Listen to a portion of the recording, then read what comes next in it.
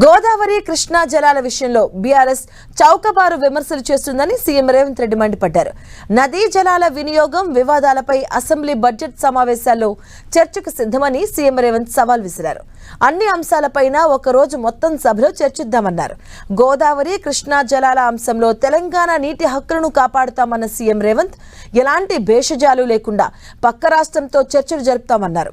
నీళ్లు నిధులు ఉన్నప్పటికీ ప్రాజెక్టులను బీఆర్ఎస్ పూర్తి చేయలేదన్న రేవంత్ ఒక్క కాళేశ్వరానికి మాత్రమే లక్షల కోట్లు ఖర్చు చేశారని ఆరోపించారు.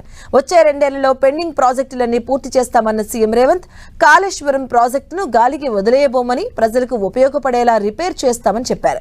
ఇక దేవాదుల ప్రాజెక్టును పరిశీలించిన సీఎం రేవంత్ రెడ్డి పెండింగ్ పనులు భూసేకరణపై మంత్రులు ఉన్నతాధికారులతో సమీక్ష సమావేశాలు నిర్వహించారు. ఈరోజు కాళేశ్వరం మహా అద్భుతం అని చూపించిన 2 సంవత్సరాలు మేము వచ్చినప్పటి నుంచి కాళేశ్వరం నుంచి చుక్క నీరు కూడా ఎత్తిపోయకపోయినా భారతదేశంలోనే అత్యధికంగా వరి ఉత్పత్తి చేసిన రాష్ట్రంగా ఈ 2 సంవత్సరాలు 4 పంటలు మనమే మొదటి స్థానంలో ఉన్నాం. గతంలో కల్పించిన భ్రమలన్నీ కూడా ఇవి భ్రమలే అన్న సంగతి ఈరోజు ప్రజలకు అర్థం కావాలి.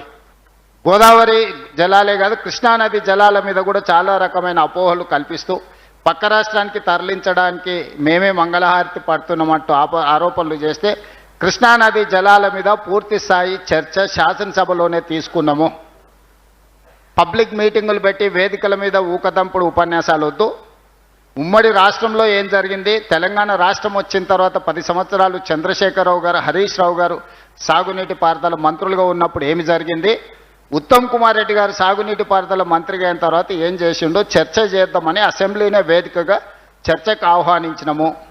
కృష్ణానదికి సంబంధించిన సంపూర్ణమైన చర్చ మొన్న జరిగిన శాసనసభలో చర్చ పెట్టినాం, సమాధానం చెప్పినాం, వివరణ కూడా ఇచ్చినాం ప్రజలకు. మూడోది పక్క రాష్ట్రానికి నీళ్లు తరలించుకెళ్ళడానికి ఈ ప్రభుత్వమే సహకరిస్తుందన్నట్టుగా ఆరోపణలు చేస్తారు. నేను మీడియా మిత్రులను ఇక్కడ ఉన్న వాళ్ళని అడుగుతున్నా, ఎవరైనా ప్రజా జీవితంలో ఉండి తెలంగాణ ప్రజల ఓట్లతోని ఎన్నికైనా ఎవరైనా అయి ఉండొచ్చు. ఆంధ్రప్రదేశ్ నుంచి వలస వచ్చి ఇక్కడ సెటిల్ అయిన వ్యక్తి కూడా ఇక్కడ ఎన్నికల్లో పోటీ చేసి ఇక్కడ ప్రజాప్రతినిధిగా ఉంటే ఆంధ్రప్రదేశ్కి ఎవరైనా సహకరిస్తారా? ఈ ఆరోపణ అతికెట్టన్నా ఉండాలి కదా. ఇతరులు తరలించుకోవడానికి మీరు సహకరిస్తున్నారు, మీరే వాళ్లకు నీళ్ళన్నీ వదులుతుండ్రు అని ఇట్లాంటి చౌకబారు ఆరోపణలతోని ఏమీ ప్రయోజనం లేదు. నేను సూచన చేస్తున్నా చంద్రశేఖరరావు గారికి హరీష్ రావు గారికి, దయచేసి చౌకబారు విమర్శల వల్ల తెలంగాణ గౌరవాన్ని దెబ్బతీయకండి. ఈ ప్రభుత్వానికి ఎలాంటి భేషజాలు లేవు. గోదావరి జలాలకు సంబంధించి సంపూర్ణమైన చర్చ రేపు బడ్జెట్ సమావేశాలలో ఒక రోజంతా చర్చ చేసుకుందాం. గోదావరి నదీ జలాల వినియోగం, గోదావరి నదీ జలాల వివాదాలని సభలోనే మనం చర్చ చేసుకుందామని చెప్పి ప్రతిపక్షానికి నేను సూచన చేస్తున్నా. అప్పుడప్పుడు కడుపులంతా బాధ పెట్టుకొని ఇదేదో మా వారసత్వ ఆస్తి, ఈ ఆస్తిని ఎవరో కొలగొట్టేసిరు అన్నట్టుగా కడుపులంతా బాధ పెట్టుకుంటే దాంతోనే ఆరోగ్యం దెబ్బతింటుంది. మీకు కూడా అందరికీ తెలుసు కదా, బాధ ఎక్కువైనా దుఃఖం ఎక్కువైనా రాత్రి నిద్ర సరిగ్గా లేకపోయినా చివరికి ఆరోగ్యం దెబ్బతింటుంది.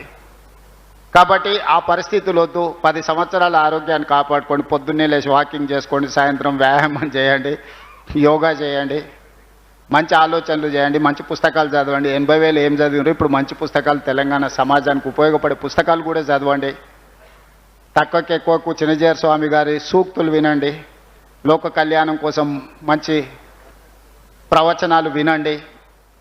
అంతే తప్ప ప్రజల మీద విషయం గక్కి మమ్మల్ని ఏదో శాపిస్తే ఏమి జరగవు. పిల్లి శాపనార్థాలకు ఉట్టి తెగిపడదు. మీ శాపనార్థాలు ఎన్ని పెట్టినా నాకు సంతోషం. వాళ్ళు చాలా బాధతోని మమ్మల్ని అంటున్నప్పుడు నాకు ఒక సాడిస్టిక్ ప్లెజర్ అంటారు కదా, అబ్బా బాగుంది కదా అనిపిస్తుంది. ఎందుకంటే వాళ్ళ బాధ చూసినప్పుడు. అంత బాధపడు మీకు అక్కర్లేదు. ఈ ప్రాజెక్టుల్ని పూర్తి చేస్తాం. సాంకేతిక నిపుణులు ఉన్నారు, కంపెనీలతో మాట్లాడుతున్నాం. ఇప్పుడు భూమి మీద కనిపించేది మాత్రమే కుంగింది. భూమి లోపల ఉన్న సమస్యను తీసుకురావాలంటే దాని మీద విశ్లేషణ జరగాలి. ఆ ఏజెన్సీలను కూడా అపాయింట్ చేసిన కొన్ని వేల కోట్ల రూపాయలు పెట్టి కట్టిన ప్రాజెక్టులు ఏది నిరుపయోగం చెయ్యము. దాన్ని ఉపయోగించే క్రమంలో భవిష్యత్తులో ప్రమాదాలు రాకుండా, భవిష్యత్తులో ఇంకా ఎక్కువ నష్టం జరగకుండానే మా ప్రయత్నము. అది ఎవరి సొంత ఆస్తి కాదు, ప్రజల సొమ్ము. ప్రజల సొమ్ముతో కట్టిన మేడిగడ్డ, అన్నారము, సుందెళ్ల ప్రాజెక్టులను గాలికి వదిలేయము. ఖచ్చితంగా వాటిని సమీక్ష చేసి భవిష్యత్తులో మళ్ళీ ప్రమాదం జరగకుండా వాటిని రిపేర్స్ చేసి ఆ రిపేర్స్ ద్వారా ప్రాజెక్టులను ముందుకు తీసుకెళ్తాము.